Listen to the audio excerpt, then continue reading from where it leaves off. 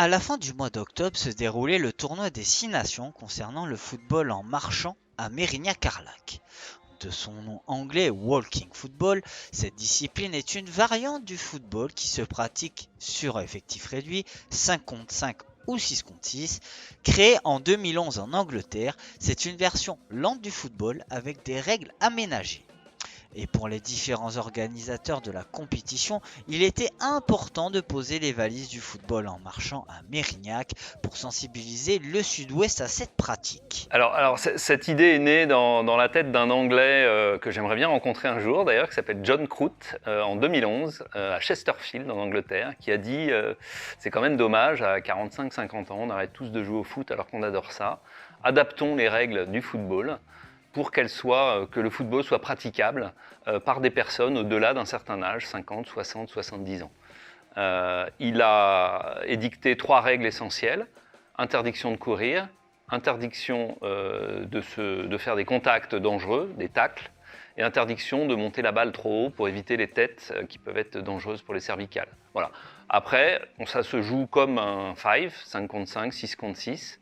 Tous les retraités anglais se sont jetés dessus. Il y a 150 000 personnes aujourd'hui qui pratiquent ça en Angleterre, plus de 1200 clubs, des équipes nationales, des tournois régionaux et nationaux. Enfin, ça a vraiment pris une énorme ampleur, avec un énorme bénéfice pour les pratiquants en termes de santé, sur les principaux indicateurs de santé, que sont le rythme cardiaque, le cholestérol, le surpoids, etc.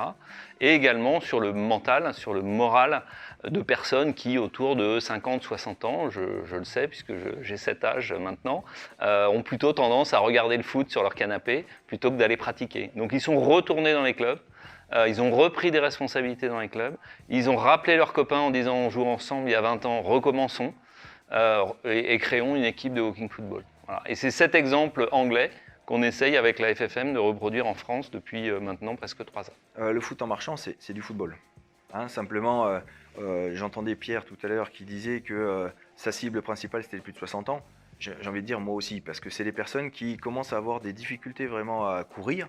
Pour les plus de 50, ils courent encore, donc là, ils sont obligés des fois de se freiner. Mais quand vous avez plus la capacité pour courir, etc., le foot en marchant, vous retrouvez toutes les sensations du football. Moi, pour y avoir joué, etc., c'est du plaisir.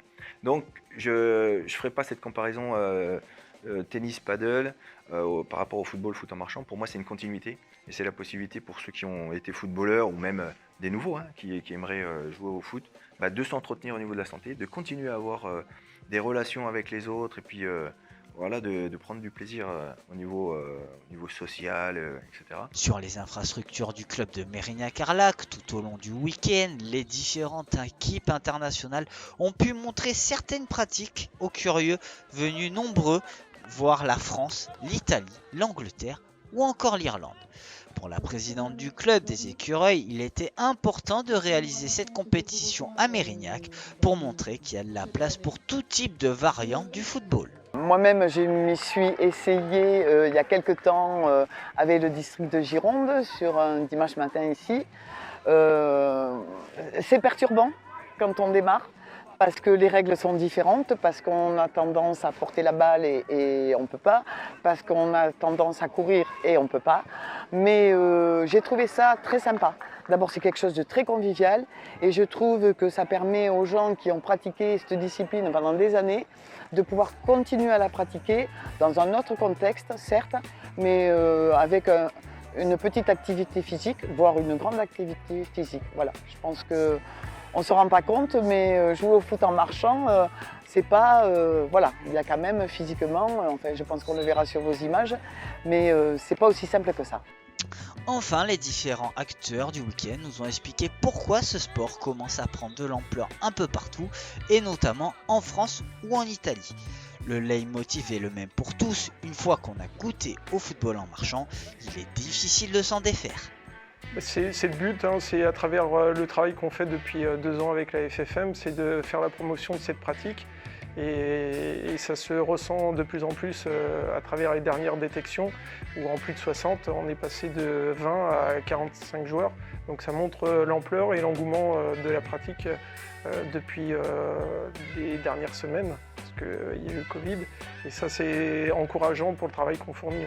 On a, à travers les séances découvertes qu'on fait dans les clubs, et puis on met en avant cette nouvelle pratique et qui intéresse de plus en plus de monde. Et on voit au niveau des différents districts avec qui on peut travailler qu'il y a de l'engouement, il y a de l'envie pour donner cette impulsion à de nouveaux pratiquants.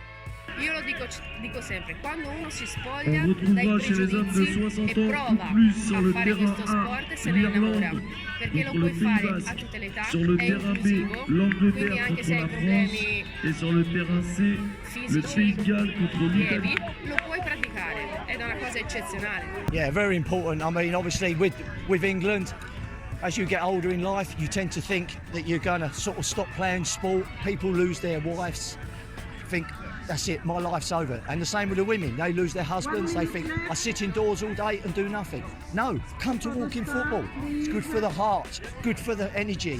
And the people meet people. If they're lonely, they can come out and meet people and talk to people, which is important. So it's not just football, it's the whole aspect of meeting other people as well.